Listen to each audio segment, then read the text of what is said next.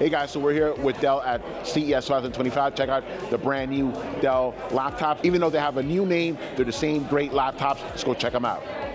Don't call it the Dell Inspiron. This is the brand new Dell 14 Plus. Like its predecessor, this laptop is meant to offer solid performance at an affordable price. Running on the latest Intel Core Ultra Series CPU and with Copilot Plus built in, it's ready-made to handle on-device AI tasks. Dell also promises excellent battery life. This 14-inch laptop features an updated design that Dell says maximizes performance and portability. It's gone through military-grade testing to ensure its durability, so you won't have to stress so much if you accidentally drop the laptop. It's available in ice blue with smooth rounded edges and a simple logo on its lid. This minimalist design should blend in well with your home office, work, or at your favorite cafe.